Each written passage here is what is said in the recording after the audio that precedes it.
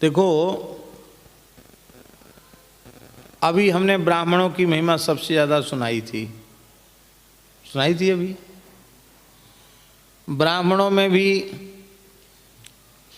दुर्वासा जी की महिमा कितनी होगी बोलो?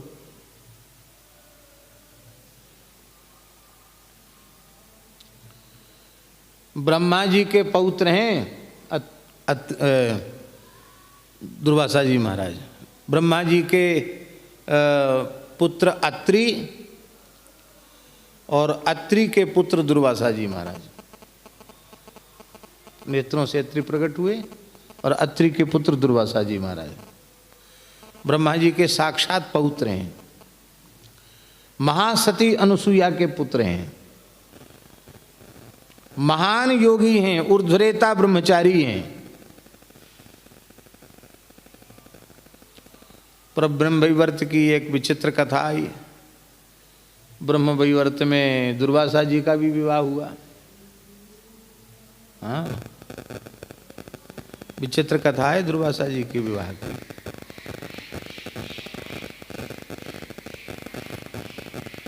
दुर्वासा जी का विवाह हुआ, मदन बाबा को सुनाई थी, इनको याद होगा तो बताएं कौन से ऋषि थे जिनसे विवाह हुआ हैं? ऋषि की कन्या से विवाह हुआ उनका। वो कन्या बड़ी रूपवती थी। कर्ण ऋषि की पुत्री थी वो, या कौंडिन्य की, ऐसे किसी ऋषि की पुत्री थी। हैं इस हाँ, कौन की थी? हैं कंडू ऋषि की। कंडू ऋषि की पुत्री थी। अपूर्व सुंदरी थी, बहुत सुंदर थी, सर्वगुण संपन्ना थी। बस एक ही बात थी उसमें, बहुत कड़वा बोलती थी, उल्टा ही बोलती थी हमेशा। उसके कटु भाषण ने ही उसके सारे गुणों पर पानी फेर रखा था। बाकी तो वो सब चीज में बड़ी कुशल थी, गाने में, बजाने में, कलाकारी में। बोलती बहुत कड़वा थी, गुस्सा बहुत करती थी। भगवान तो जैसे से तैसे को भिड़ाई देते, उनका तो स्वभाव है।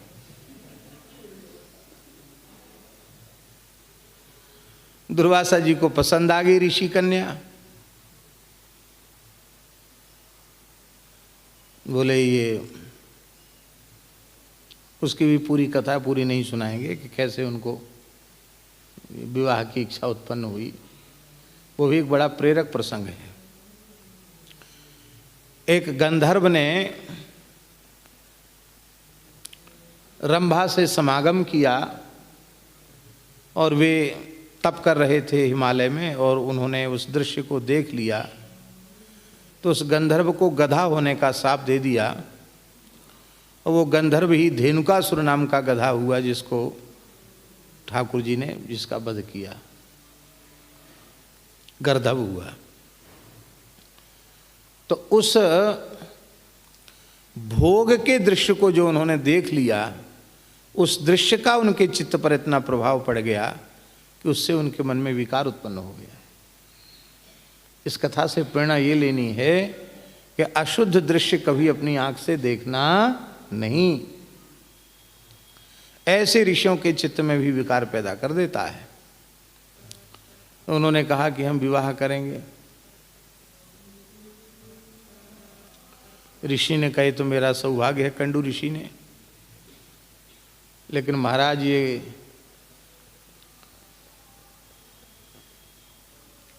कन्या कटु भाषणी है।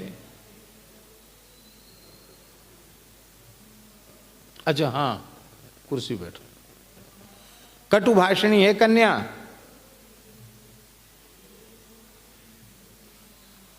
क्रोध बहुत करती है, क्रोध में कड़ुआ बहुत बोलती है। दुर्वासा बोले यही प्रसिद्धि हमारी भी है, हम भी थोड़ा कड़ुआ बोलते हैं, मीठा कम बोलते हैं। नाराज भी जल्दी हो जाते हैं, गुजारा करेंगे कोई बात नहीं, पर क्रोध हमको भी बहुत आता है, इसको भी क्रोध आता है। तो कुछ एक अवधि बता दो, अब आप ही बताओ। दुर्वासा जी बोले कि वैसे तो क्षमा मेरे भीतर है नहीं, पर ब्याह करने पर सब कुछ सहन करना पड़ता है, तो हम कम से कम 100 गाली इसकी सहन करेंगे, 100 अपराध सहन करेंगे इसके, इससे ज़्यादा करेगी तो फिर तो हम दुर्वासा हैं। विवाह होके गए ही थे, अब वो ठीक उल्टा ही करने वाली, उल्टा बोलने वाली थी। पहुंचते ही आश्रम में झगड़ा हो गया, गए थे झगड़ा हो गया, वो गाली बकने लगी।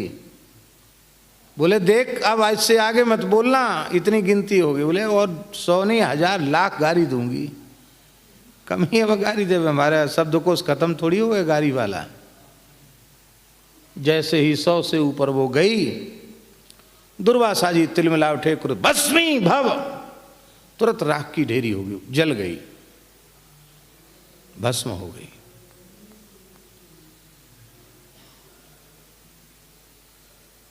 अब उसकी जीवात्मा, उनकी पत्नी की जीवात्मा प्रकट हुई।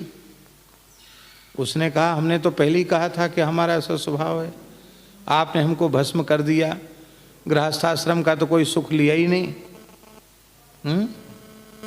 और पहली बातचीत में ही हमको तुमने राख कर दिया। अब मेरा समाधान करो, नहीं तो मैं भी शाप दे सकती हूँ। हाँ, तपस्या तो मेरे भीतर भी है। कंडू ऋषि आए, बोले महाराज आपने बड़ा बुरा किया, हमारी लड़की बताओ चलेगी, इतनी अच्छी प्यारी लड़की थी। बोले क्या करें महाराज, गाली पर गाली बक रही थी, मैंने कहा भस्मी भव, तो राख की ढेरी हो गई। बोले हम भी तुमको शाप देते हैं, तुम हमारे जमाई हुए तो क्या हुए, तुमको भी पूरे तीनों लोकों में जलना पड़ेगा, आग से जलना पड़ेगा तुमको, बड़ी भारी बेइज्जती होगी तुम्हारी, पराजय होगी तुम्हारी। और कहते उन्हीं के शाप से, अम्बरीश से पराजय उनको ही, चक्र सुदर्शन के ताप से उनको जलना पड़ा। ये ब्रह्म वैवर्त की कथा है। हाँ, तो दुर्वासा जी से उसने, ऋषि कन्या ने कहा कि अब हमारी व्यवस्था बनाओ, क्योंकि बिना देह के तो कोई कैसे रहेगा, मैं कहाँ जाऊं। तब महर्षि ने कहा कि मैं तुम्हें आशीर्वाद प्रदान करता हूँ, तुम कदली वृक्ष के रूप में उत्पन्न हो जाओ, तुम्हारा फल रंभा फल, कदली फल, वह देवताओं को, भगवान नारायण को अत्यंत प्रिय होगा, देवताओं की पूजा में तुम्हारा विशेष उपयोग होगा। कोई भी यज्ञ है, मंगल उत्सव है, कदली स्तंभ आरोपित करने पर ही उसको उत्सव की शोभा की वृद्धि होगी।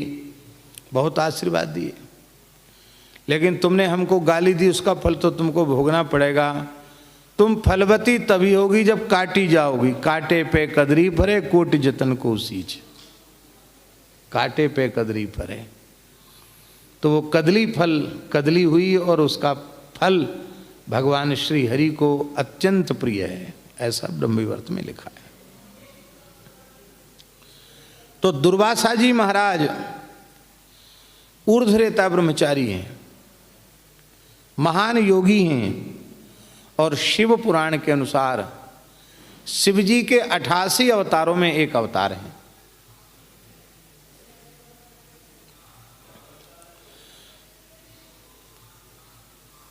और इस ओर अम्बरीश सूर्यवंशी क्षत्रिय हैं, गृहस्थ हैं, राजा हैं। अब दुर्वासा जी में जितनी विशेषताएं हैं, वो विशेषताएं अम्बरीश जी में नहीं है। केवल एक विशेषता है, वो भगवान के चरण कमलों में अनन्य भाव से समर्पित शरणागत भक्त हैं। बस भगवान के भक्त हैं, बस इतना ही गुण उनमें है, यही सबसे बड़ी विशेषता उनमें है। इधर दुर्वासा जी में अनेक विशेषताएं हैं, और इस प्रकरण में दुर्वासा जी का पराभव और भागवत धर्म की विजय, भक्ति की विजय, यह एक विलक्षण चरित्र है। देखो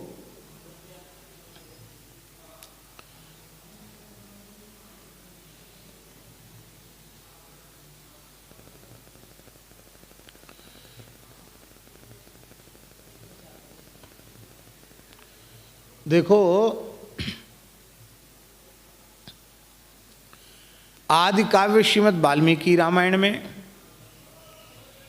और पंचम वेद महाभारत में, दोनों में एक जैसी पंक्ति है। श्री विश्वामित्र वशिष्ठ के प्रकरण में दिग्बलम क्षत्रिय बलम ब्रह्म तेजो बलम बलम एकेन ब्रह्मदंडेन सर्वास्त्राणि हतानि में, क्षत्रिय बल को धिक्कार है, ब्रह्म बल ही श्रेष्ठ है।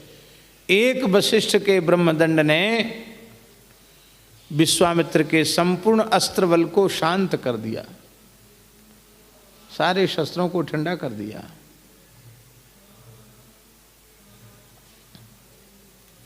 ब्रह्म बल इतना श्रेष्ठ है कि पुराणों को उठाकर देखने से लगता है ठाकुर जी भी नतमस्तक हैं, ठाकुर जी भी कमजोर पड़ जाते हैं ब्रह्मबल के आगे।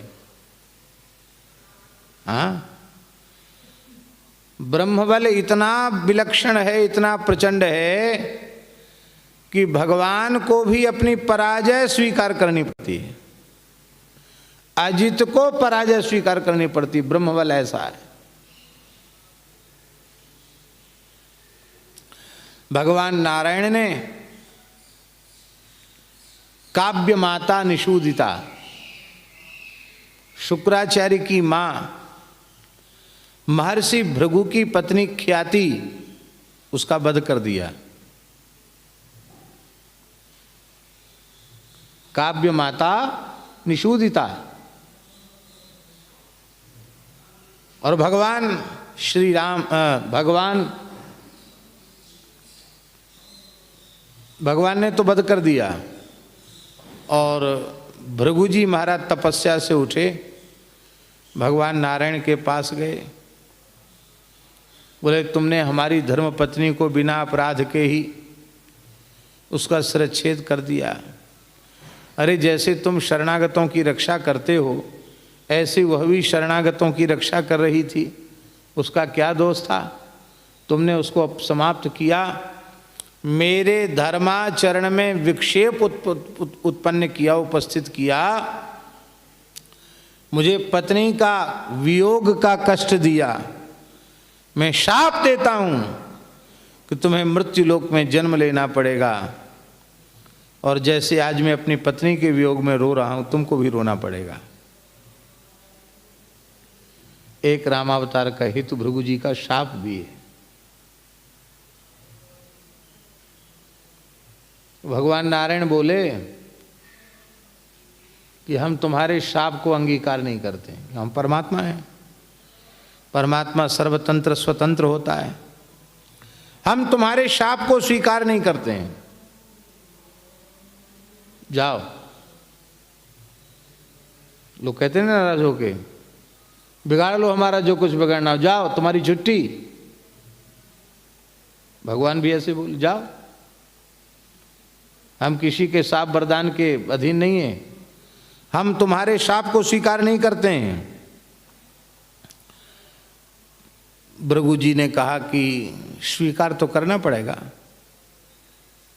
और वे आए, बोले यदि मैंने मन से भी कभी पाप का आचरण न किया हो, ब्राह्मणोचित धर्म का निष्ठापूर्वक पालन किया हो, तब किया हो, तो मेरी धर्मनिष्ठ सदाचार संपन्ना परम पतिव्रता पत्नी जीवित हो जाए।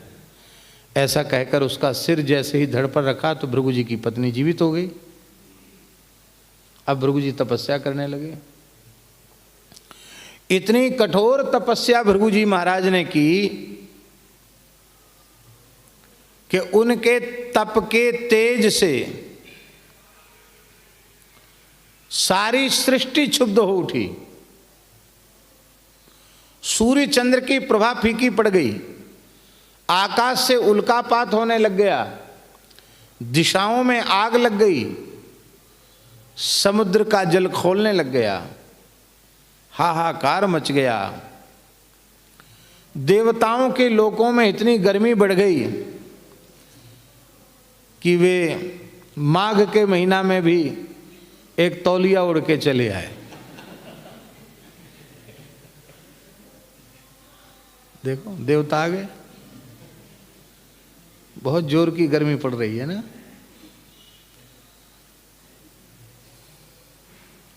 देवताओं का अपने लोकों में रहना मुश्किल हो गया, इतनी गर्मी थी वहां।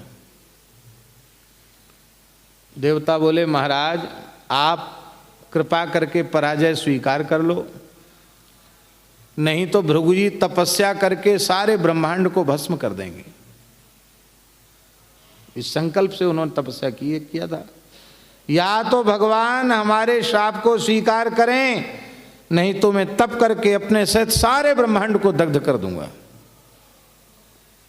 क्यों? क्योंकि एक ऋषि का सत्य यदि वो विचलित हो गया, एक ऋषि का सत्य पूर्ण नहीं हुआ तो धर्म कहां रहेगा? सत्य पर ही तो धर्म टिका हुआ है। फिर ब्रह्मर्षित्व का क्या होगा? भगवान आए, बोले महाराज हम अवतार ले लेंगे, अब आप छोड़ो तपस्या, हो गया पूरा। ऐसा ब्रह्मबल जिसके आगे भगवान नारायण को भी घुटने टेकने पड़े, धन्य है वह ब्रह्मबल भी भागवत धर्म के बल के आगे घुटने टेक देता है, नतमस्तक हो जाता है। इसलिए अम्बरीश चरित्र का उदाहरण इस पद में गोस्वामी तुलसीदास जी ने दिया कि अम्बरीश जी की कथा सुनकर के कौन ऐसा है, कौन भगति पथ पांव धरे, कौन ऐसा है जो भक्ति के पथ पर अग्रसर न हो जाए। इसलिए अम्बरीश जी के चरित्र की फलश्रुति में लिखा है भक्तो भगवतो भवेद। इस चरित्र को सुनने वाला भगवान का भक्त बन जाता है। हम अपने मन से नहीं बोल रहे हैं।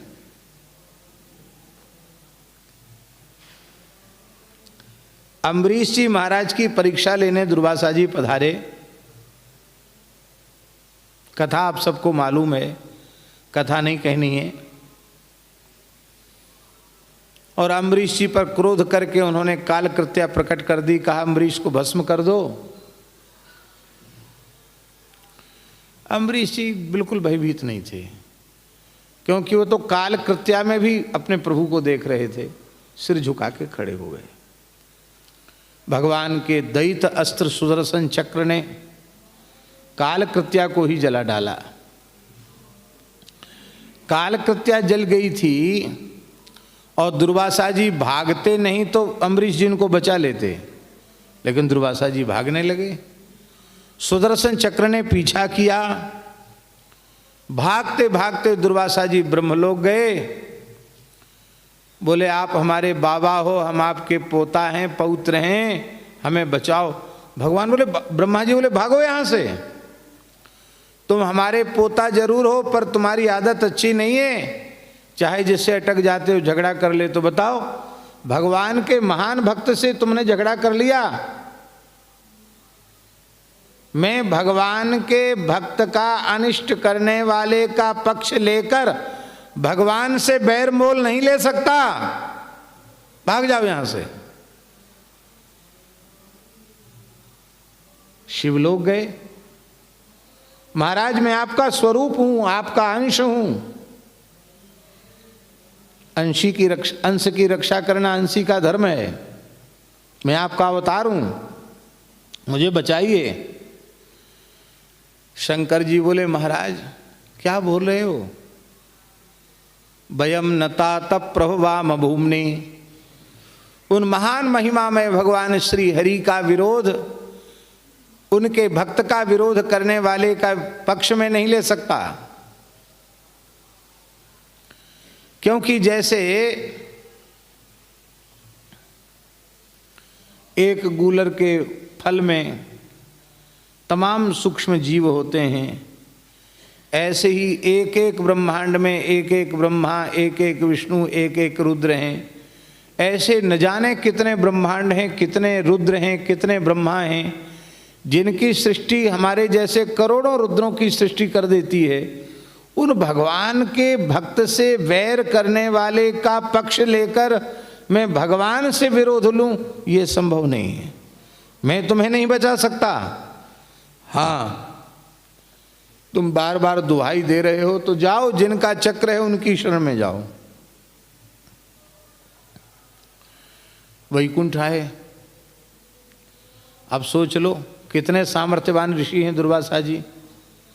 रमा वैकुंठ तक जाने की गति है उनकी, ब्रह्मलोक से ऊपर पहुंच गए। भगवान ने मुंह फेर लिया। हमारे महाराज जी कहते थे मुंह क्यों फेरा? बोले सन्मुख हो ये जीव मोहि जबहि, जन्म कोटि अघना सही तबहि। भगवान का करोड़ों जन्मों के पाप तो नष्ट हो जाते हैं, पर भक्तापराध का पाप सन्मुख होने से भी नष्ट होता नहीं, इसलिए भगवान ने मुंह फेर लिया।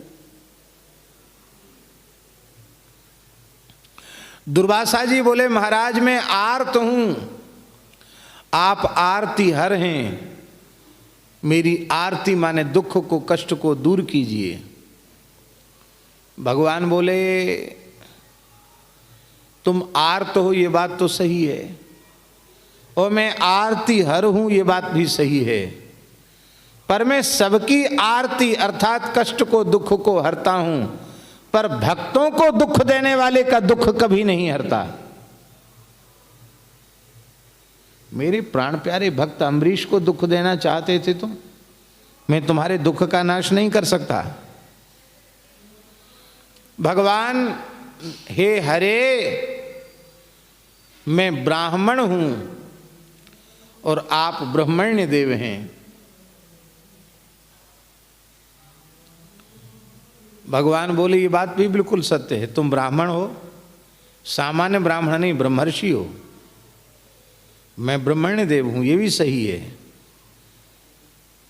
देखो दुर्वासा जी, विश्वद्रोह का पाप लगाओ वो भी मेरी शरण में आ जाए तो मैं त्याग नहीं करता। विश्वद्रोह कृत अघज ही लागा, शरण गयो प्रभु तदपि न त्यागा। कोटि विप्र बध लागई जाऊ, आयहु शरण तजऊ नहीं ताऊ। कोटि विप्र बध का पाप किसी को लगाओ वह भी मेरी शरण में आ जाए तो मैं त्याग नहीं करता। पर कान खोलकर सुन लो, एक भक्त का, वैष्णव का, हरि भक्त का तिरस्कार करके कोई मेरी शरण में आवे तो मैं क्षमा नहीं करता। परम श्रद्धे पूज्य प्रातः स्मरणीय संत श्री गोपालाचार्य जी महाराज कहते थे, अरे तुम किस खेत की मूली हो?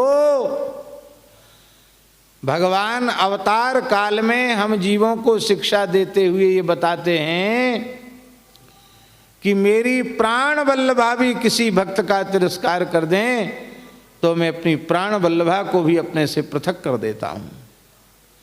परम भक्त श्री लक्ष्मण जी का तिरस्कार साक्षात किशोरी जी तो कर ही नहीं सकती, पर उनके प्रतिबिंब ने किया। प्रतिबिंब सीता ने लक्ष्मण जी का तिरस्कार किया और भगवान ने उनका मुंह नहीं देखा। देखा मुंह? लौट के आए तो सोनी कुटिया मिली, मुंह नहीं देखा। जिस प्रतिबिंब सीता ने परम भक्त लक्ष्मण का तिरस्कार किया था, उस प्रतिबिंब सीता का मुख राम जी ने नहीं देखा।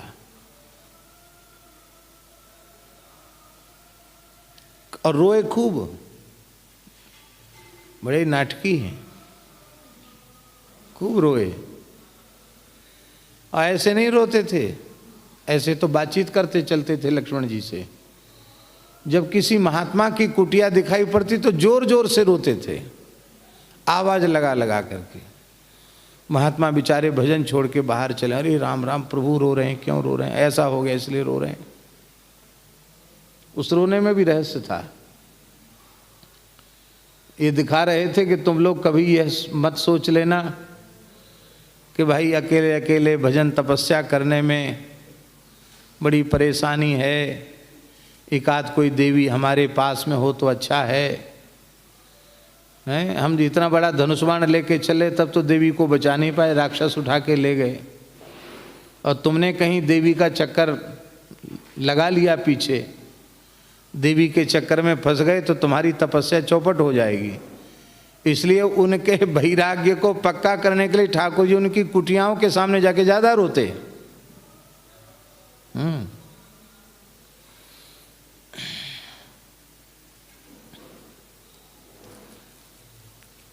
हनुमान जी जब लंका पहुंचे राम जी का संदेश लेकर के,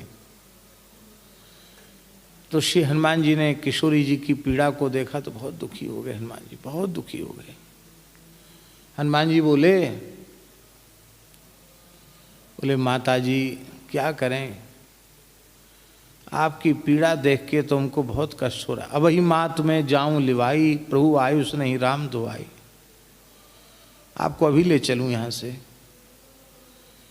आपको इतने लंबे समय तक यहाँ प्रतीक्षा करनी पड़ी। उसका कारण यही है कि प्रभु को पता ही नहीं था कि आप कहाँ हो। बंदरों को भेजा है पूर्व पश्चिम उत्तर दक्षिण, उनमें मैं हनुमान नाम का बानर 100 योजन समुद्र लांघकर यहाँ आया हूँ, आपका मंगलमय दर्शन मिला है।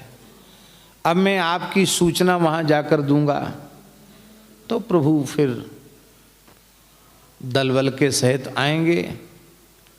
निश्चर मार तोरी ले जई हैं, तिहुपुर नार दादी जस गई हैं।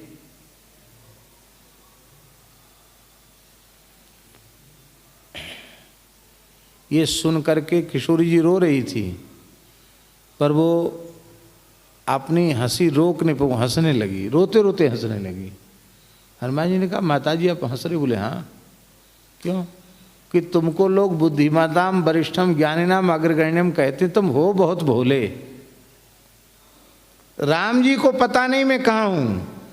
अरे जो सर्वगत सर्वरूप सर्वमय है, व्यापक विरज ब्रह्म है, उनको पता नहीं कि मैं कहाँ हूँ।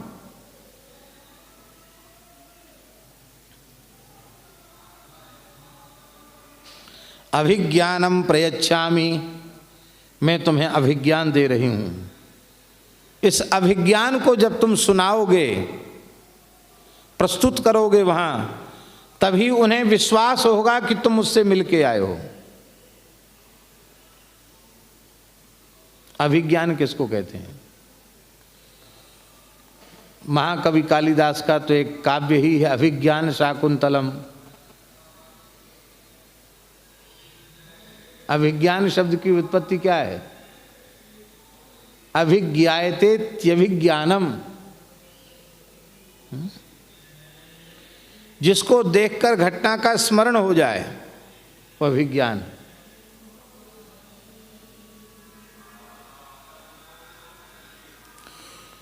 तो तुम हमसे मिलके आए हो कि नहीं ये तभी पता चलेगा जब तुम ये घटना सुनाओगे, तो उनको विश्वास हो जाएगा हाँ ये मिलके आया है। तो क्या सुनाया? तात शक्र सुत कथा सुनायु, बान प्रताप प्रभु ही समुझायु। जानकी जी ने जयंती की कथा सुनाई। इस कथा का पता लक्ष्मण जी को भी नहीं था, कोई जानता ही नहीं था। तो किशोरी जी ने कहा इंद्र का पुत्र जयंत कौआ बनकर आया परीक्षा लेने, और उसके लिए तो किसी से नहीं पूछा कि ये किसका बेटा है, कौन है, कैसा है। एक सींक उठाकर फेंक दिया, एक तिनका फेंक दिया, वही ब्रह्मसर बन करके उसके पीछे लग गया। और काहू बैठन कहा न ओही, राखी को सके राम कर द्रोही। तीनों लोकों में उसको भागना पड़ा। अंत में शरण में आया तो हनिस्तिस्म सदक्षिणम, तब इसकी दाहिनी आंख प्रभु ने बाण से नष्ट कर दी।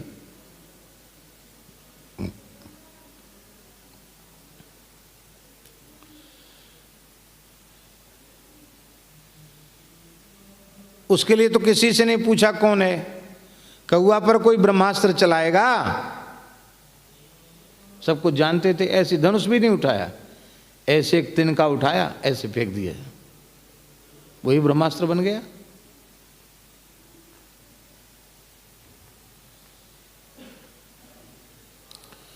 और मेरे अपहरण की बात मुझे कौन हर के ले गए, महात्मा जटायु जी ने जरूर बताई होगी।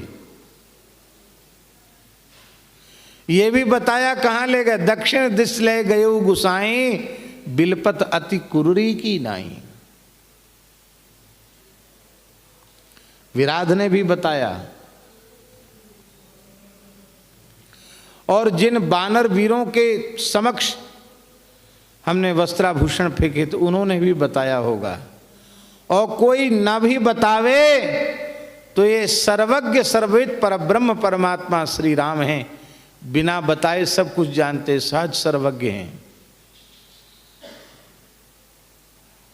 ये बंदर भालुओं को परेशान क्यों कर रहे हैं नाटक कि तुम पूरब चले जाओ, पश्चिम चले जाओ, उत्तर देखो, बेचारे इनको परेशान कर रहे हैं। उनको सब पता है, उनसे कुछ भी छिपा हुआ नहीं है। और तुम यहां से जाकर बतला भी दोगे तो भी हमारी विपत्ति दूर होने वाली नहीं है। और रोने गाने का नाटक ही करते रहेंगे, कभी ये करते हैं वो करते हैं, यहां आने का कोई काम नहीं उनका। क्योंकि मुझे पता चल गया है मेरे द्वारा उनके प्राण प्रिय भक्त लक्ष्मण का अपमान हुआ है। जब तक मैं भक्तापराध का प्रायश्चित नहीं कर लेती तब तक प्रभु मेरे दुख को हरण करने का कोई प्रयास नहीं करेंगे, उद्योग नहीं करेंगे। इसलिए अब तुम जाकर के प्रभु के चरणों में तो क्षमा याचना मेरी ओर से करना ही, लक्ष्मण जी के चरणों में भी प्रणाम मेरी ओर से करके क्षमा याचना कर लेना। अनुज समेत अनुज समेत गयो प्रभु चरना, दीन बंधु प्रणतारति हरना। नहीं तो जो लक्ष्मण जी प्रतिदिन किशोरी जी के चरणों में प्रणाम करते हैं, उन लक्ष्मण जी के चरणों में किशोरी जी के द्वारा प्रणाम भेजने का क्या औचित्य है। और जैसे ही हनुमान जी ने जाकर कहा कि माता जी ने लक्ष्मण जी के सहित आपके चरणों में प्रणाम भेजा है और दोनों से क्षमा याचना की है, इतना सुनते ही श्री रघुनाथ जी खड़े हो गए। बोले सीता जी की प्राप्ति का, लंका विजय का मुहूर्त आ गया है, चलो।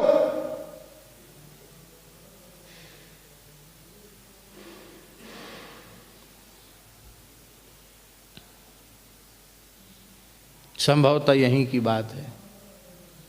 पूज्य श्री गोपालाचार्य जी महाराज ने कहा था कि लक्ष्मण जी ने कानों पर हाथ रख लिया, वे मूर्छित हो गए। राम जी ने कहा तुमको क्या हो गया? बोले वे मेरी माँ हैं, मुझसे कुछ भी कर सकती हैं। आपने इतनी सी बात को मन में रखकर स्वयं इतनी पीड़ा सही और माता जी को इतनी पीड़ा दी। ऐसा मुझे पता होता तो मैं प्राण ही त्याग देता। आपने क्या किया यह? इस कष्ट से मुझे मूर्छा हुई है। भगवान ने कहा मैं अपने भक्त का तिरस्कार कोई भी करे सहन नहीं कर सकता। एक भक्त का भी तिरस्कार करके मेरी शरण में आवे, मुझसे स्वीकार नहीं कर सकता। अपनी प्रियतमा को तो क्षमा नहीं करते, किसको क्षमा करेंगे भक्तापराध से? इसलिए मत कर भक्तन को अपमान, सहायक भक्तन के भगवान। मामा जी की रचना है। भक्तों का अपमान मत करो।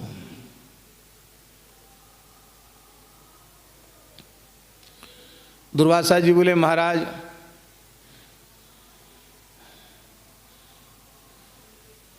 मैं शरणागत हूँ, आप शरण हैं। बोले हम किसी का त्याग नहीं करते, पर भक्तापराध करने वाले को शरण में भी नहीं लेते। दुर्वासा जी बोले फिर हम क्या करें? हम तो अब निरुत्तर हैं आपके सामने, आप ही कहिए। भगवान ने कहा हम क्या कहें? तुमने हमारे तमाम नाम गिना दिए, पर मेरा भक्तवत्सल नाम तुमने नहीं गिनाया। अरे मैं ब्रह्मण्य देव हूँ, आर्तत्राण परायण हूँ, आर्तिहर हूँ, शरणागत वत्सल हूँ, शरण्य हूँ, ब्रह्मण्य हूँ,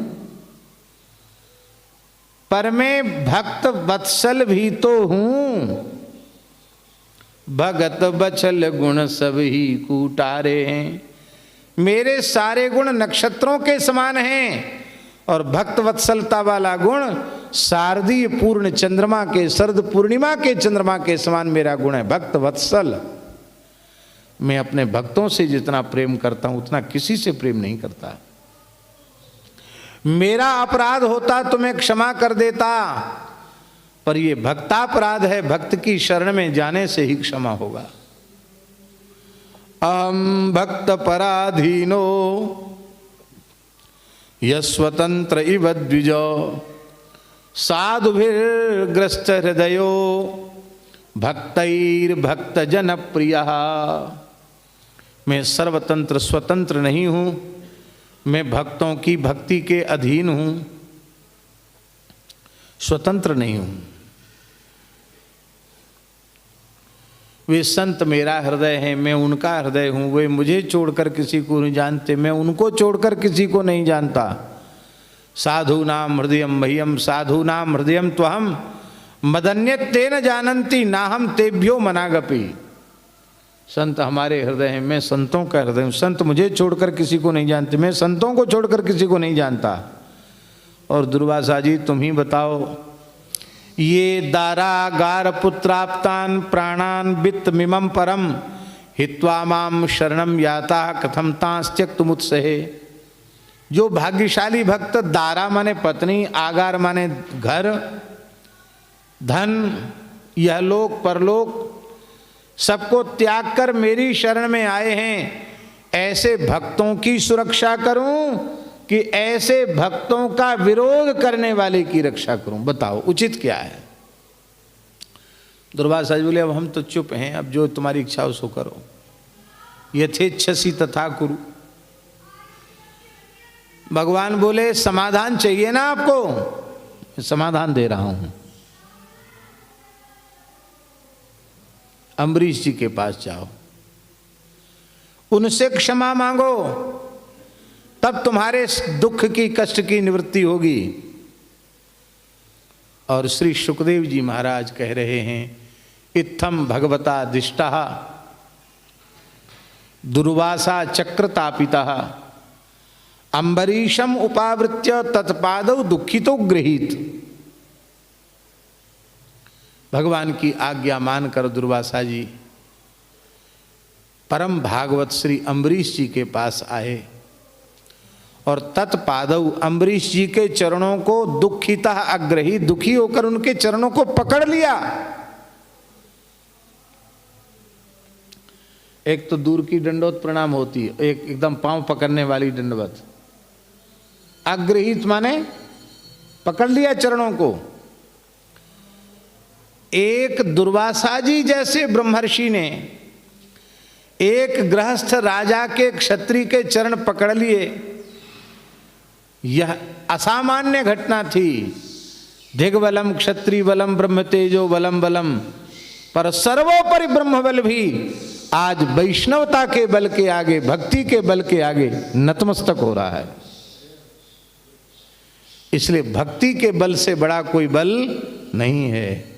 भगवान जिसके अधीन हो जाएं, उससे बड़ा और क्या हो सकता है। भगवत भक्त सर्वोपरि है। और ब्राह्मण भगवान का भक्त हो तब तो क्या कहना, क्या कहना। सोने में सुगंध नहीं होती, सोने में सुगंध होती तो फिर तो क्या कहना।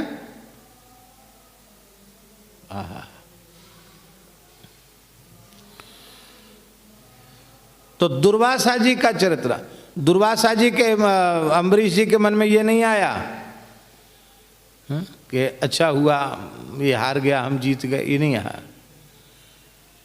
वे पीछे हट गए, उन्होंने चरण छुला लिए, साष्टांग प्रणाम किया और क्या कहा, हे भगवन,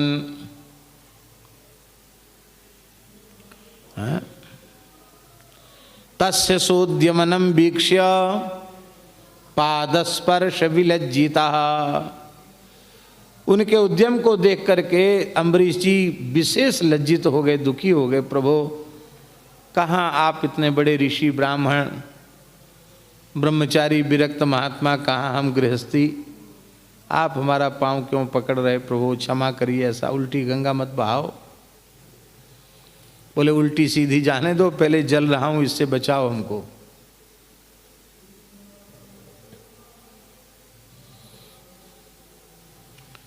अम्बरीश ने कहा,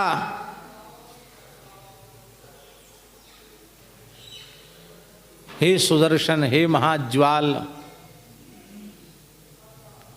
हे सहस्राराच्युत प्रिय,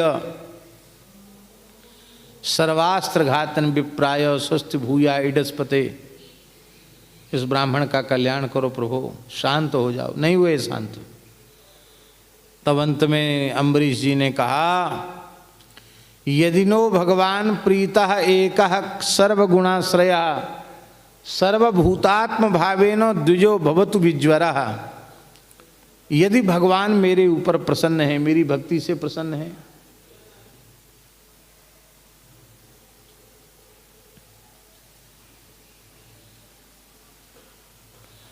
एक संपूर्ण गुणगणों के आश्रय भगवान यदि मेरे ऊपर प्रसन्न है, और मैं उन भगवान को अपने अंतर्यामी के रूप में ही नहीं, जिस रूप में अपने अंतर्यामी के रूप में अनुभव करता हूँ, उसी रूप में सर्वांतर्यामी के रूप में सब में उनको देखता हूँ, तो मेरे सर्वभूतात्म भाव से द्विजो भवति विज्वरः।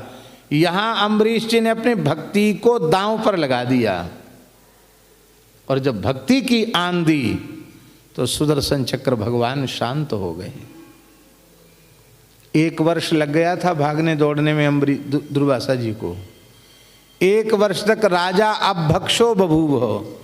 1 वर्ष तक महाराज केवल चरणामृत ही लेते रहे, कुछ भी ग्रहण उन्होंने नहीं किया 1 वर्ष तक।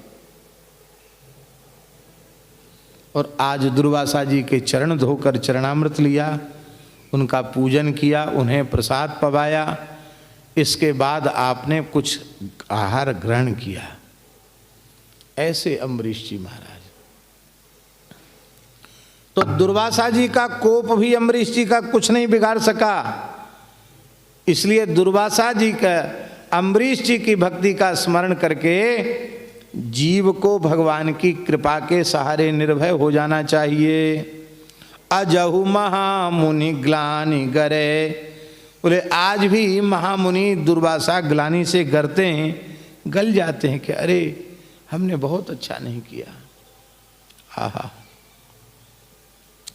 और आगे की बात कह रहे हैं। कहते हैं देखो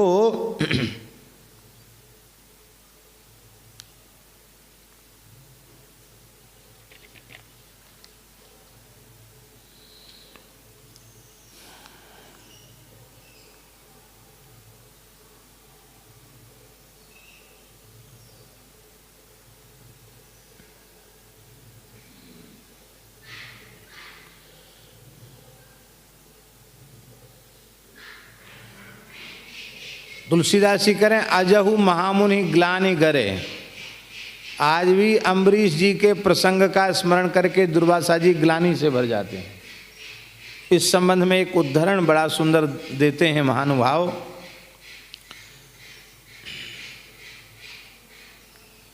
दुर्वासा जी कौरवों के अतिथि बने, दुर्योधन के, और बोले चातुर्मास आने वाला कोई है हमारा चातुर्मास कराने वाला जजमान। शकुनी ने कहा बहुत अच्छा, इनको चातुर्मास की व्यवस्था कर दो, ये महात्मा प्रसन्न होकर सब कुछ देने में समर्थ हैं। दुर्योधन ने कहा हाँ महाराज, हम आपके जजमान हैं, सेवक हैं, भगत हैं, हम करेंगे व्यवस्था, आप रहो। 1-2 चेला नहीं थे साथ में, 10,000 शिष्य थे। कितने थे? हाँ, पूरी फौज थी। 10,000 चेला थे दुर्वासा जी के साथ, सबकी व्यवस्था चातुर्मास की 4 महीना, और यजमान दुर्योधन था। पर ऐसा मामा जी ने पढ़ा दिया था कि वो 4 महीने तक तो उसने क्रोध को किनारे ही रख दिया, क्रोध किया ही नहीं उसने, और एकदम क्षमाशील शांत बन करके रहा, बिल्कुल गुस्सा नहीं किया। लोग कहने भी लग गए थे कि दुर्योधन को तो पता नहीं क्या कर दिया बाबा जी ने, एकदम बदल ही गए हैं, राजकुमार युवराज तो बिल्कुल महाराज, दुर्योधन तो बदल गए। चातुर्मास से सविधि सकुशल सानंद परिपूर्ण हुआ, और दुर्वासा जी बोले कि अब हम जाना चाहते हैं, पर दुर्योधन तुम्हारी तो हमने बड़ी निंदा सुनी थी, पर ये सब तुम्हारा कोई दोस्त तो नहीं दिखाई पड़ा मुझे, बहुत सज्जन हो, बहुत अच्छे हो, मैंने तो तुम्हें क्रोधादि विकार देखे ही नहीं, वाह धन्य है, बहुत प्रसन्न हूँ तुम्हारी सेवा से। मेरे जैसे क्रोधी ऋषि का चातुर्मास करा लेना और बिना झगड़े लड़ाई के शांति से हो जाना, ये तो आश्चर्यजनक घटना है, मैं प्रसन्न हूँ, वर मांगो।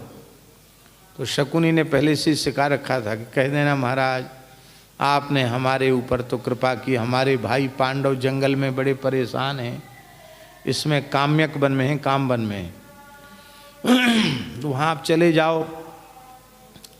पर वो बेचारे सब अपना प्रातःकालीन नित्य नियम कर लें, कुछ खा पी लें, उस समय आप जाना।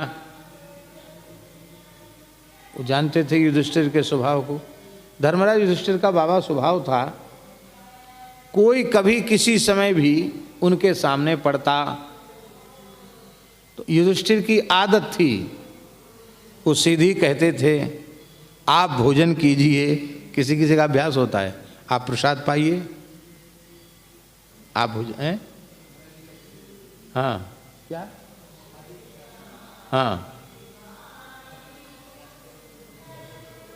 क्या, हाँ प्रसाद पाइए।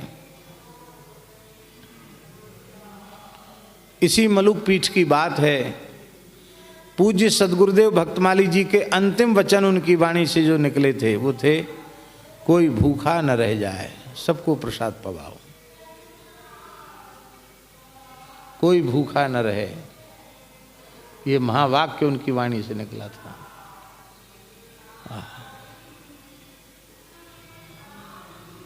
तो युधिष्ठिर का अभ्यास था, कोई आओ प्रसाद पवाओ, न्योता देते तुरंत भोजन करने का।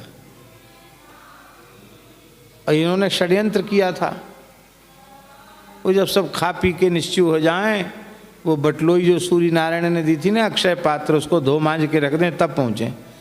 वो जानते थे कि युधिष्ठिर तो उनका स्वभाव है, वो कहेंगे महाराज आप सब प्रसाद पाइए, तो ये तुरंत स्वीकार कर लेंगे। कह भी दिया था आप उनका न्योता स्वीकार कर लेना।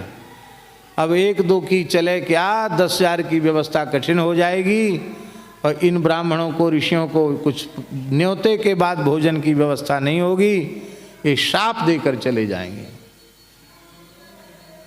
इसलिए दुर्योधन ने भेजा, चले गए, वहाँ पहुँच गए। पांडव थोड़ा विश्राम कर रहे थे, उसी समय दुर्वासा जी के आगमन की सूचना मिली, उठ के खड़े हो गए, स्वागत सत्कार किया, प्रणाम किया, और जैसे ही बैठे तो युधिष्ठिर ने अपने स्वभाववश हाथ जोड़कर कहा महाराज बड़ी कृपा की, आप सब लोग प्रसाद पा लीजिए, भोजन कर लीजिए। बोले अभी हमारी मध्याह्न संध्या बकाया है, हम यमुना जी में जाते हैं, स्नान संध्या करेंगे, तब तक रसोई तैयार करो। चले गए। युधिष्ठिर ने कहा द्रौपदी लाओ बटलोई। बोले बटलोई तो सामने धर दूंगी ला के सामने, पर अब बटलोई कुछ नहीं दे सकती, क्योंकि बटलोई को जब तक मैं धो मांझ के रख न दूं तब तक तो उसमें से प्रकट होता रहता है, और उसको धो मांज के रख देने के बाद फिर आज तो नहीं कल वो शक्ति उसमें आएगी, आज उसमें वो शक्ति नहीं आएगी। आपने क्या कर दिया, 10,000 को न्योता दे दिया, अब कहाँ से व्यवस्था होगी इतनों की यहाँ। देखो सेवा की भावना हो तो सब व्यवस्था जुट जाती कहीं भी। गोरेदाऊ जी के ही एक महात्मा हैं, गिरिराज जी की परिक्रमा में रहते हैं, पंडित जी की समाधि के आसपास। 1 इंच भूमि उनकी नहीं है, सरकारी जगह है, तंबू लगा हुआ है। बड़े बड़े लोगों के सब उखड़ गए, उनका किसी ने नहीं उखाड़ा। उखाड़ा किसी ने? और गिनती तो कोई निश्चित नहीं कितने लोगों को रोज पवा देते हैं। रोटी राम बाबा, रोटी राम बाबा हमसे तो बड़ा स्नेह करते हैं। हम जब जाते वहाँ तो हम न पहुँच पाए तो भी धूना का टिक्कड़ हमको गरम गरम टिक्कड़ भेजते हैं। वो अच्छे महात्मा हैं, व्यवस्था जुट जाती है। ये बात हम इसलिए कह रहे हैं कि युधिष्ठिर के साथ भी हजारों ब्राह्मण चलते थे, उनके जन्मांग में ही ये संस्कार था। जहाँ रहेंगे वहाँ गाय ब्राह्मण सब यज्ञ आदि होते रहेंगे, स्वाहाकार स्वधाकार वसटकार गूंजता रहेगा, ये उनके लक्षणों में था। तो उसी समस्या के समाधान के लिए सूर्य नारायण ने अक्षय पात्र दिया था। और नहीं तो महाराज हजारों लोगों के भोजन की व्यवस्था के लिए हर जगह कुठार भंडार बनाओ, हर जगह जो है बड़े बड़े बर्तन कड़ा भगोना पलटा सब लेके चलो, वो सब कोई समस्या ही नहीं थी। एक बटलोई में कुछ सिद्ध कर लिया और उसी बटलोई में हजारों लाखों को जिमा दो, वो खत्म ही नहीं होता। और एक विशेषता और थी शास्त्री जी, आपको पता नहीं होगी वो विशेषता। वो बटलोई ऐसी थी कि द्रौपदी परोसने लग जाएं तो खाने वाले की रुचि के अनुरूप पदार्थ उस बटलोई से प्रकट हो जाता था। हाँ, कढ़ी परोसते परोसते उसमें से खीर परोसने लग जाते हैं, और खीर परोसते परोसते उसमें से रबड़ी परोसने लग जाते हैं। ये विचित्रता थी उसमें। लेकिन वो तो था तब तक ही जब तक कि द्रौपदी सबको जिमाने के बाद उस बटलोई को धो मांज के न रख दें। धो मांज के रख दिया तो अगले दिन फिर वो सामर्थ्य उसमें आएगी। नहीं तो कितने बर्तनों की व्यवस्था करनी पड़ती, एक बटलोई से हजारों की व्यवस्था हो जाती।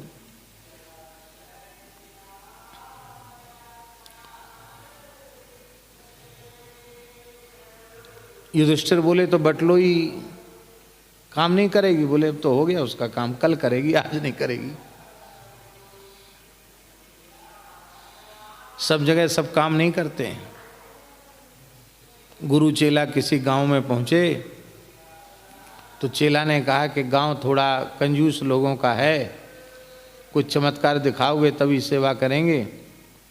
और चमत्कार तो है नहीं हम लोगों में, तो ऐसा करो, हम तो सिद्ध है ही हैं, तुम हमको सिद्ध के रूप में बताना, हमारा यश गाना। क्या क्या कहें गुरुजी, पहले से सिखा पढ़ा दो।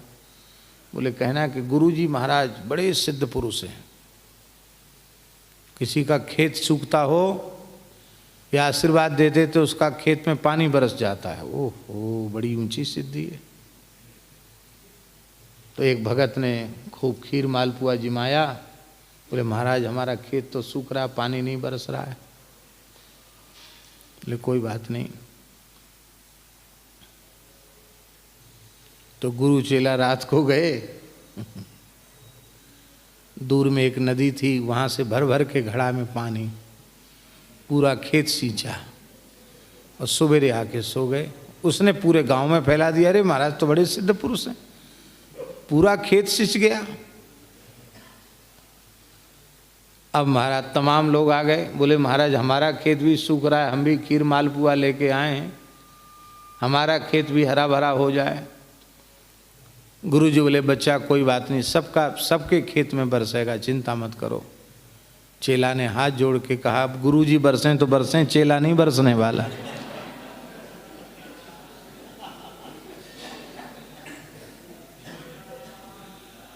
अरे रात भर मेहनत कराई गुरुजी आपने, अब हम भर भर के घड़ा पानी डालने वाले नहीं हैं। तो ऐसे भी सिद्ध साधक का जोड़ा चलता है।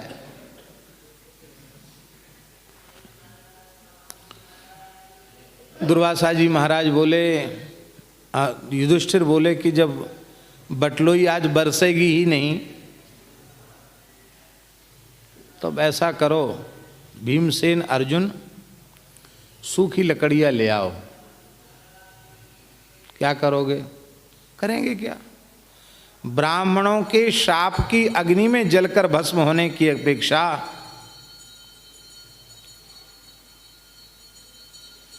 अग्नि में जलकर भस्म हो जाना श्रेष्ठ है। भीमसेन अर्जुन लकड़ी संग्रह के लिए जाने लगे तो द्रौपदी को हंसी आ गई। कहा, देवी इस भयंकर विपत्ति के क्षण में तुम हंस रही हो? बोले, हाँ हंस रही हूं। क्यों? द्रौपदी ने कहा, श्री कृष्ण कहूं गए हैं।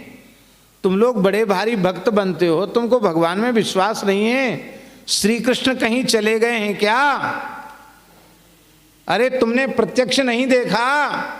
कौरवों की सभा में वस्त्रावतार ग्रहण करके जिन्होंने मेरी लाज बचाई थी, वे श्री कृष्ण कहीं चले गए हैं क्या? युधिष्ठिर के नेत्र भराए, बोले, कृष्ण तो कहीं नहीं चले गए हैं। धन्य है देवी तुम्हारा विश्वास, पर हमारे लोगों के भीतर वैसा प्रेम नहीं है कि हम श्री कृष्ण को पुकारें और वे आ जाएं। ऐसा प्रेम तो तुम्हारे हृदय में ही है, तुम पुकारो श्री कृष्ण को। द्रौपदी ने पुकारा, ठाकुर जी आ गए। बोले, लाओ भूख लगी, भोजन करेंगे। लो 10,000 चेला और एक गुरुजी की तो व्यवस्था जुट नहीं पा रही, आप और चले जाए भूखे। अरे भोजन के लिए आपको नहीं बुलाया है, इन भंडारे की व्यवस्था के लिए आपको बुलाया है। भोजन करने थोड़ी, भोजन कराने के लिए बुलाया है आपको। भगवान बोले कि हम भोजन की थाली पर बैठे थे और आचमन कर लिया था, ओम अमृतोपस्तरणमसि स्वाहा। ग्रास देने ही वाले मुख में थे, तब तक तुम्हारी करुण पुकार कान में चली गई और तुम्हें पता नहीं थाली की भूख कितनी प्रचंड होती है। पर मैं भक्तों की पुकार सुनकर अपने आप को रोक नहीं सकता। तुम्हारी करुण पुकार सुनकर मुझे आना पड़ा, भूख लग रही है, भोजन कराओ। सजी धजी थाली छोड़कर आया हूं। द्रौपदी के नेत्र भराए, मेरे प्रियतम भूखे हैं पर आज कुछ नहीं है। भगवान कुछ नहीं है? अरे तू तो बड़ी उदार थी, आज तेरे में इतनी कंजूसी कहां से आ गई? त्रिभुवन को तृप्त करने की सामग्री तेरे पास है और कहती मेरे पास कुछ नहीं। ला बटलोई ला। भगवान मैंने धो मांझ कर उसको रख दिया, उसमें कुछ नहीं है। अरे लाओ तो सही। जैसे ही द्रौपदी बटलोई लेकर आई, भगवान ने अपनी गोद में रखा, उलट पलट देखने लगे। उस बटलोई के भीतर उसके कंठ के भाग की तरफ एक साग का पत्ता चिपका हुआ था, उसको छुड़ाया, हथेली पर रखा, अनेन विश्वात्मा तृप्यंताम कह करके मुख में रखा और जैसे ही जल पिया, सारे ब्रह्मांड के जीव तृप्त हो गए। अनेन शाकपत्रेण विश्वात्मा तृप्यंताम। अब एक प्रश्न है, बटलोई में पत्ता कहां से आया?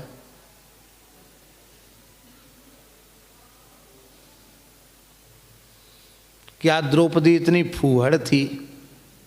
फूहड़ जानते हैं ना, ब्रजभाषा को शब्द है फूहड़।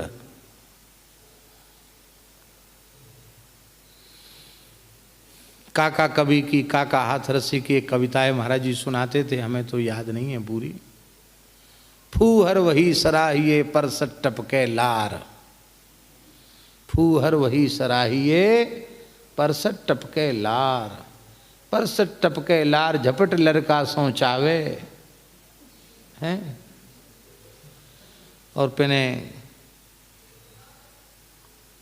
नाक हाथ सो पूछ दो हाथ न सिर खजुआवे।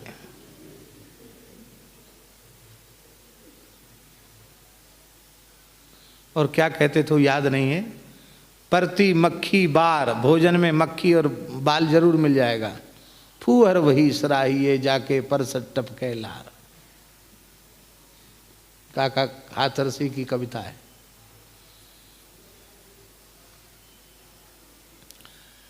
तो द्रौपदी तो यज्ञ से उत्पन्न, यज्ञ से नहीं है। हमारे यहाँ महात्माओं में भैया जी, अब तो क्या करें, अब सब सखरे निखरे का विचार खत्म ही हो गया। किस चीज़ को छूने के बाद किस चीज़ को छूने से सखरा हो गया, इसका ध्यान ही नहीं है।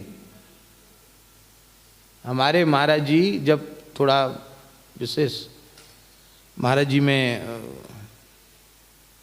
पहाड़ी बाबा महाराज में विशेष बल था, हमने आंखों से देखा है। बर्तन पर पानी का दाग भी लगा रह गया तो उनकी टकसार के अनुसार वो बर्तन असखरा था। एकदम बाहर भीतर से चमकता हुआ होना चाहिए बर्तन। बहुत विचार, शौचाचार का बहुत विचार था।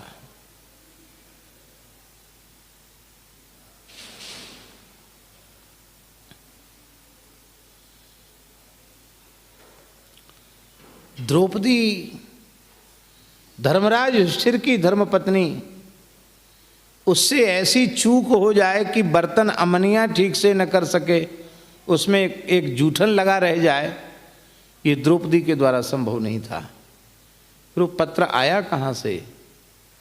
सत्य संकल्प श्री कृष्ण ने संकल्प किया और उनके सत्य संकल्पत्व से उस बटलोई में एक पत्र प्रकट हो गया। द्रौपदी ने जूठा नहीं छोड़ा था। भगवान की लीला है। अरे जिनके संकल्प से अनंतानंत ब्रह्मांड प्रकट हो जाते हैं, उनके संकल्प से एक साग का पत्ता प्रकट नहीं होगा। प्रकट हो गया और सबको डकार आने लगी बिना खाए पिए। और दुर्वासा जी और दुर्वासा जी के शिष्यों की तो ये हालत हो गई कि नार तक भर गई उनकी, यहाँ तक सांस लेना मुश्किल, इतना अन्न भर गया उनके भीतर, डकार लेना उनको मुश्किल। भगवान बोले जाओ जल्दी कहो उनको भूख लग रही है, दुर्वासा जी को उनके चेलों के साथ बुला के लाओ। युधिष्ठिर ने कहा महाराज हंसी क्यों कर रहे हो, यहाँ कुछ नहीं है। अरे बोले विश्वास करो हमारे ऊपर, हम आ गए हैं ना, कह देना कि आपके शिष्य बैठे हैं वहाँ प्रतीक्षा में। कौन शिष्य? हमारा नाम लेना, द्वारकाधीश कृष्ण बैठे हैं वहाँ, आपको अपना गुरु बताते हैं, अपने को चेला बताते हैं, वो प्रतीक्षा कर रहे हैं। तो महाराज फिर आ गए तो बोले आएंगे नहीं, क्योंकि उनके तो यहाँ तक तृप्ति हो गई, वो आ नहीं सकते, आएंगे ही नहीं यहाँ। फिर भी उनके हाथ पांव खूब जोड़, नहीं महाराज कैसे, अब तो चलो। फिर जब ज़्यादा हाथ पांव जोड़ो नहीं आवे, तब उनसे ये बात जरूर कहना कि महाराज एक दो की रसोई बेकार हो जाए कोई बात नहीं, चलो किसी को भी खिला दो। 10,000 महात्माओं की रसोई का क्या होगा, आप बताओ महाराज क्या करें। अर्जुन और भीमसेन की एक विशेषता, वो झूठ नहीं मानते, वो कहते भगवान जो कह रहे हैं वही ठीक है। युधिष्ठिर तो अपनी बुद्धि लगाते हैं, ये लोग नहीं लगाते, वो कहते ठीक है आप जैसा कहोगे वैसा हम कह देंगे। कहीं आ गए तो आएंगे तो नहीं, फिर वो ये कहेंगे देखो हम जाते और भोजन करते तो तुम्हें वरदान देते, तो वरदान ऐसे ही मांग लो। महाराज क्या वरदान मांगे? भगवान ने उनको पट्टी पढ़ा दी कि दुर्वासा जी से कहना कि जो हमसे अकारण द्वेष करते हैं, हमारा बुरा चाहते हैं, उनका सर्वनाश हो जाए, ऐसे वरदान मांग लेना।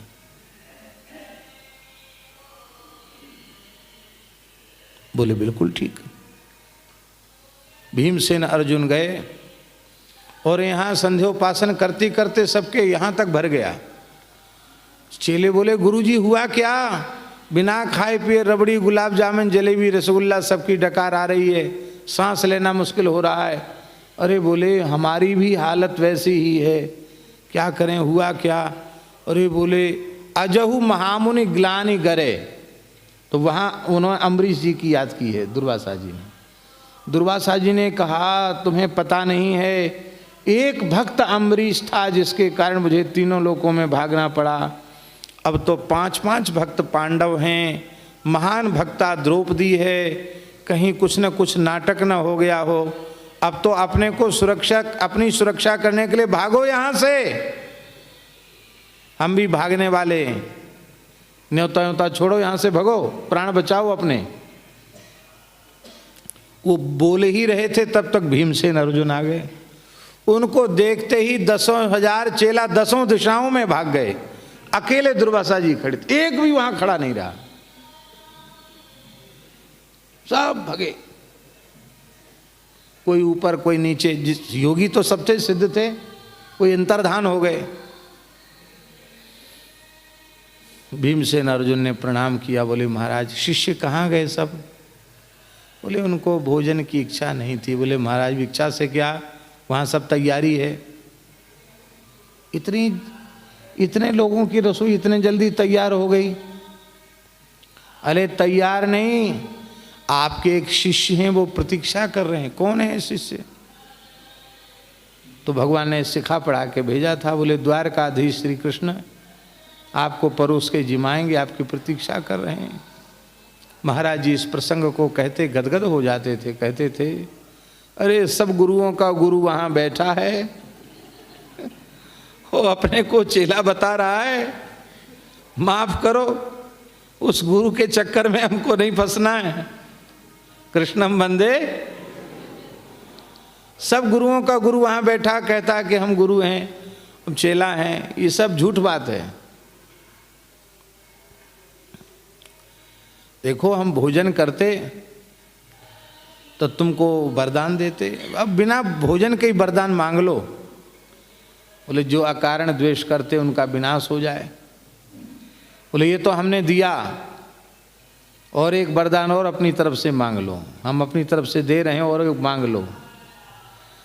तो भीमसेन को ये लिखा नहीं है पर ये कहा जाता है, कोई ना कोई कहीं ना कहीं आधार तो होगा। एक कहावत है, खाएं भीम हगें शकुनी।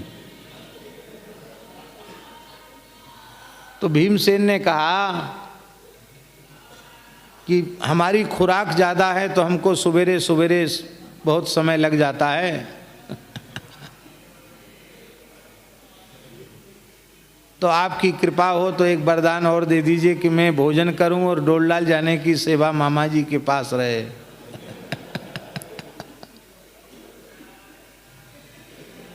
तो जब शकुनी मामा को कुछ बढ़िया पुरस्कार देने का मन भीमसेन का होता तो 10 पान से लाल मिर्ची का पाउडर घोर के पी जाते।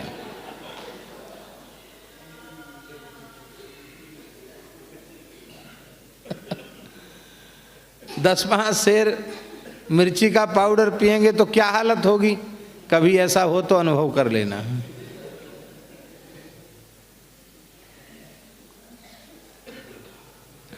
इसलिए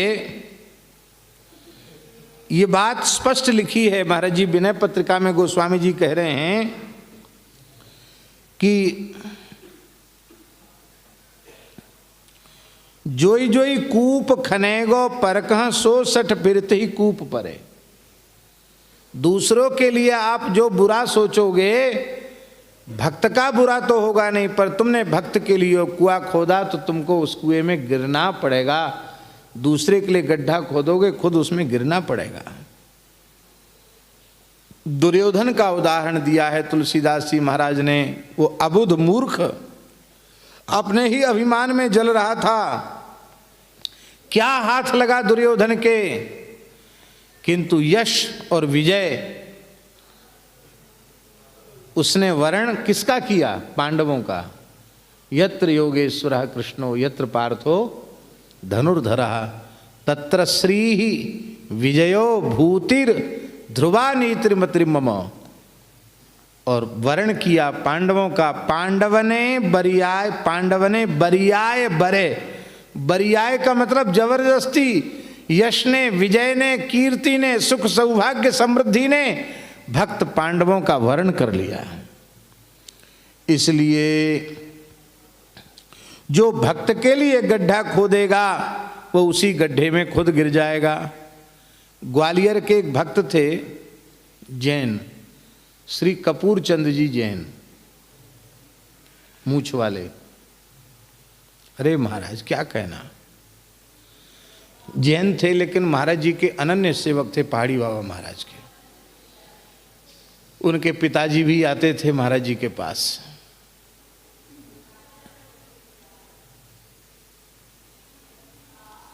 बड़े मस्त थे, गाते बहुत अच्छा थे वो। कभी कभी राधा रमन जी में गाते थे वो जाके, तो भैया जी तार सप्तक से आगे चले जाते बिना खरास के, पर अपनी तरंग में गाते तभी थे जब दाऊ जी की बूटी छान लेते थे, और वो उनका नित्य नियम था। हजूर बोलो भक्तवत्सल भगवान की। किस बात में उनकी याद है? हाँ, तो वो हम कभी ग्वालियर जाते तो हमारे साथ वो घूमते थे, वयोवृद्ध थे कपूर चंद जी। तो एक एक चीज़ बताते, हजूर ये इमारत ऐसी है, इस जमाने की है, इसका ये इतिहास है, ऐसा बताते थे वो। कार में बैठते तो बताते चलते। तो ग्वालियर की एक पुरानी जेल है, उस जेल का इतिहास उन्होंने बताया था कि ग्वालियर महाराज के अमुक मंत्री थे, सेवक थे, उन्होंने ये जेल बनवाई थी। और जेल बनी तो हर काम मुहूर्त से होता था। महाराज सिंधिया के काल में राजा रजवाड़ों का जमाना था, तो पंडितों ने मुहूर्त शोधन किया कि इस मुहूर्त में इस जेल का उद्घाटन होगा। उद्घाटन कैसे होगा? किसी कैदी को रखा जाएगा तब उद्घाटन होगा। जेल का तो कैदी को रखने से उद्घाटन होगा कि नहीं होगा? तो जिस व्यक्ति ने जेल बनवाई थी, पंडितों से, ज्योतिषियों से मुहूर्त का शोधन कराया था, उसी मंत्री अधिकारी के प्रति राजा का कोप हो गया। राजा को भ्रम हो गया कि इन्होंने कुछ गड़बड़ किया है, और उनको कठोर कारावास की सजा सुनाई। और सबसे पहले कैदी के रूप में उस जेल को बनाने वाले ने ही प्रथम कैदी के रूप में इस जेल में प्रवेश किया। ये कपूर चंद जी ने बताया था। तो उसने कहा, हजूर हम ये नहीं जानते थे कि इतने प्रेम से जेल बनवाने का परिणाम ये होगा कि उस जेल में पहले कैदी के रूप में मुझे ही रहना पड़ेगा। ये किसी के लिए गड्ढा मत खोदो, किसी के सामने गड्ढा हो तो उसको पूरा कर दो, किसी के लिए गड्ढा मत खोदो। वो गिरेगा न गिरेगा, तुम पहले उसमें गिरोगे।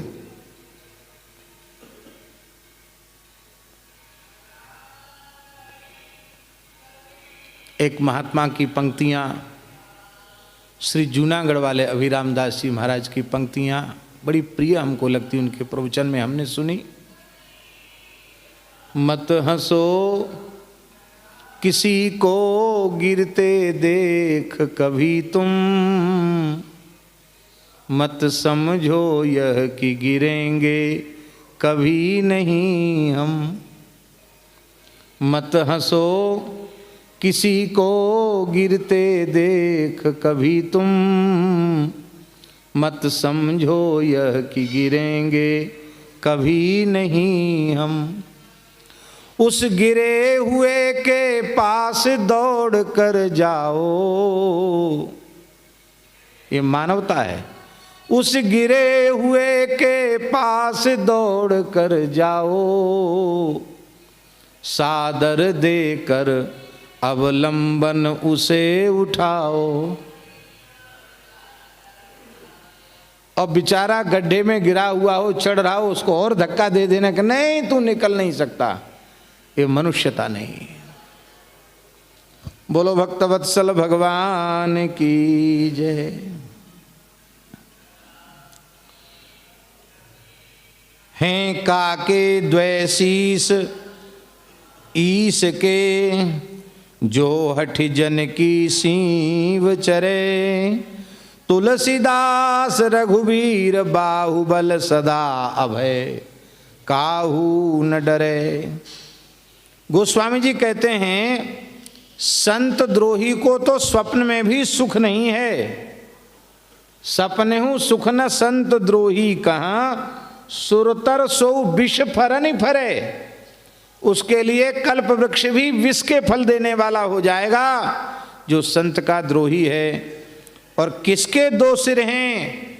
जो भगवान के भक्त के अचिंत्य महात्म्य की सीमा का अतिक्रमण करेगा, उस सीमा को लांघेगा। जो भगवान के चरणाश्रित भक्त हैं वे तो अभय हो जाते हैं, क्योंकि भगवान ने प्रतिज्ञा की है सकृत एव प्रपन्नाय तवास्मीति च याचते, अभयम सर्वभूतेभ्यो ददाम्येतद् व्रतम मम। अभय सदा अभय, क्योंकि शरणागति स्वीकार कर लेता है, इसलिए सदा अभय, काहू न डरे। वो कभी किसी से डरता नहीं।